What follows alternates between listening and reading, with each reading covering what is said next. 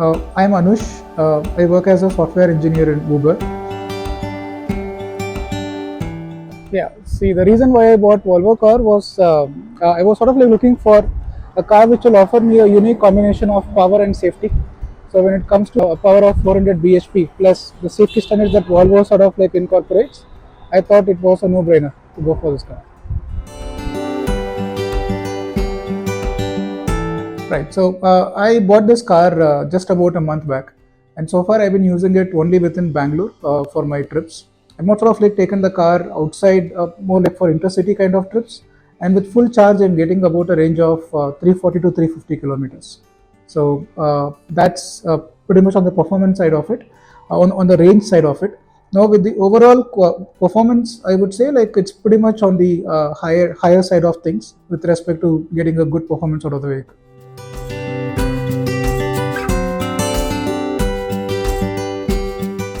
There is enough legroom as well as headroom for someone. So I'm like about 6 feet tall. So if I can say that I'm getting enough legroom and headroom, then it sort of like speaks volumes about it. And I have a family of 4 members, and even not just the front seat, we get enough space on the back seat as well. So all in all, I would say it's like a comfortable vehicle if you have a family of 4 people plus one kid.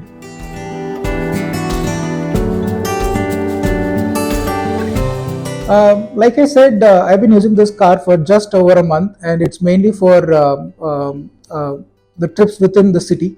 So far, given the number of charging stations that we have, and given the predictable range that this particular car gives, I wouldn't say, I can fairly say that I don't have range anxiety, especially within the local trips.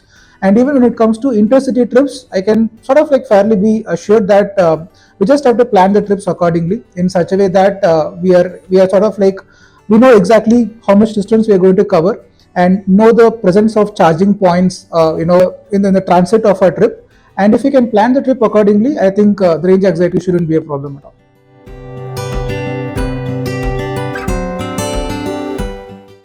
Completely depends upon what kind of charging station that you get. It depends upon whether it is a fast charging or like slow charging. So on an average, if it is fast charging, it takes like about 30 to 45 minutes to charge from 0 to 80%. So that way, I would say it's like pretty quick, pretty convenient as well. And in case if you don't sort of like find a fast charging station, then it typically takes like about like a few hours for you to get your vehicle charged. So I think that way it's on par with any other electric vehicle, I would say.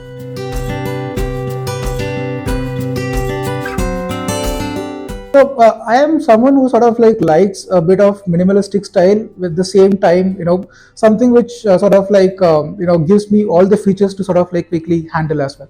So this kind of a balance is something that Volvo gives for me as comparison to other cars. Yeah, there could be some other brands which sort of like favor much more interiors than other things. But Volvo, I would say, pretty much sort of like covers everything very neatly, be it the panoramic, sunroof, or the infotainment system, or the ADAS features and stuff. But the interior itself is like very kind of cozy, and the ambience is such that you don't, as a driver or a passenger, you don't feel claustrophobic. At the same time, you have a nice ride, be it in the morning or in the night. So, yeah.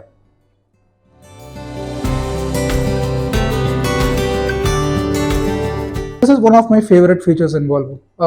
So one of the reasons why I purchased Volvo was Volvo, and especially the electric vehicle, was not just about its performance, but also about its safety features. And Volvo has been a pioneer when it comes to providing safety for all of their passengers throughout the beginning of its journey. And especially this particular feature is something which sort of like, especially in a city like Bangalore, where the roads are kind of narrow with a lot of cars and other vehicles in the road. This particular feature sort of like is kind of a boon for the driver, where it sort of like regularly gives you kind of alerts exactly how you are driving and how others are driving, so that you can quickly make some course corrections and stuff. And also the blind spot assistance is something which is of a great addition as well in this particular case. And this is one of the great features that we have in the car.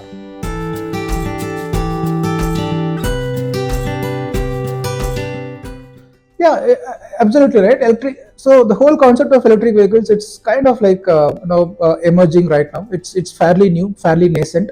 So given that particular thing, it's always good from a customer standpoint that there is a significant battery warranty available. For I think in this case it's about for like 8 years, which is pretty good considering that the market is still emerging and the technology is still sort of like in the nascent phase. So giving this kind of a warranty period for the battery gives a lot more assurance for any kind of new customer like me to sort of like buy such an electric vehicle.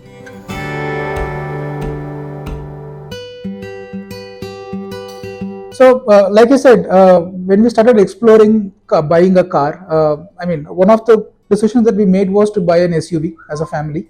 And then we started with exploring the petrol engine variants, diesel engine variants, and then we eventually moved over to EV variants.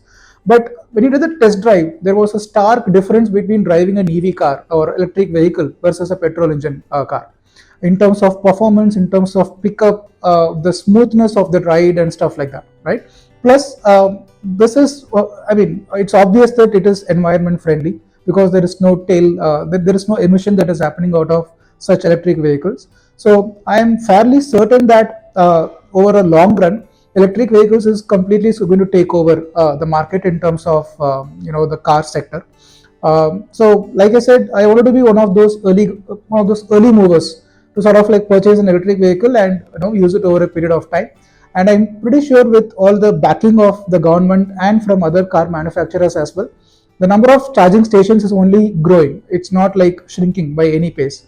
With that in place and with more and more manufacturers also sort of like coming into the market with electric vehicle, the competition is, I believe the future competition is only going to be among the electric vehicles and not going to be between say electric vehicles and the petrol engine vehicles. Although they both have their own place, but I have this strong feeling that EV is going to be the future. So, yeah.